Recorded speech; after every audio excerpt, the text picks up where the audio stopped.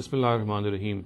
The misconception that we are going to discuss today vis-a-vis Islamic dietary laws is the notion that there are Muslims who believe that the meat which is eaten from the tables of the people of the book is absolutely allowed, even if that meat is has not fulfilled the condition of slaughter.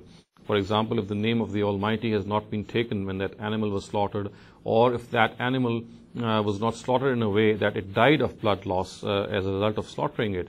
Even if these conditions are not met, people think that such meat can be consumed if it is offered by the people of the book, simply because the Quran has said, وَطَعَامُ الَّذِينَ أُوتُوا الْكِتَابَ حِلٌّ لَكُمْ, which means that the food of the people of the book is allowed.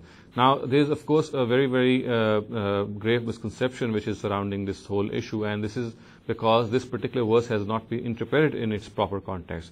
Firstly, it needs to be understood that whatever is allowed is only which can be consumed from the people of the book. Thus, for example, just as we cannot eat pork, for example, so we just cannot say that since this verse is saying that we can eat the food which is being offered by the people of the book, we cannot take this plea and then consume liquor, for example, or consume pork.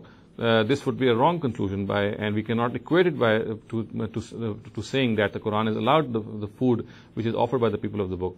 So this, of course, is a misconception which has arisen by not analyzing the verse under discussion. The verse itself, which says وَطَعَامُ الَّذِينَ أُوتُوا الْكِتَابَ حِلٌّ لَكُمْ, has a particular background. And till the revelation of that verse, Muslims were forbidden in the times of the Prophet to eat anything from the tables of the people of the book, simply because the matter of certain foods had become not very clear, and the Jews, for example, and the Christians, they had made certain prohibited items to be allowed on them, and similarly there are certain things which are allowed, but they were made prohibited to them simply because of their arrogance, as the Quran says, and their haughtiness. ذَلِكَ جَزَيْنَاهُمْ بِبَغْيِهِمْ. And this is something which the Quran has said that there were certain things which are allowed originally. They were absolutely, as the Quran says, they were tayyibat.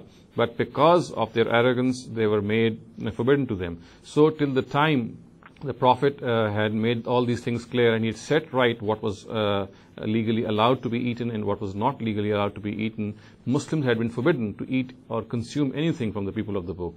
Now, once this matter was set right, this verse declared that Muslims can now eat from the tables of the people of the book, which of course meant that since what was right and what was wrong regarding edibles had been made clear by the Prophet Muhammad, and there was no confusion regarding this concept, so therefore there is no now harm in eating from them. So of course, by eating from them would automatically mean eating only which is allowed.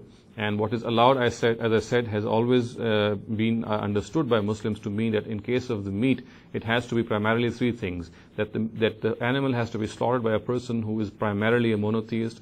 Similarly, the name of the Almighty has to be taken at the time of slaughter.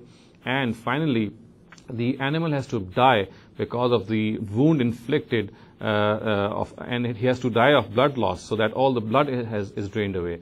And these three conditions have to be met at all costs, at all times, whether the meat is consumed from the tables of Muslims or of the people of the book. أقول قولي هذا واستغفر الله لي ولكم ولسائر المسلمين والمسلمات.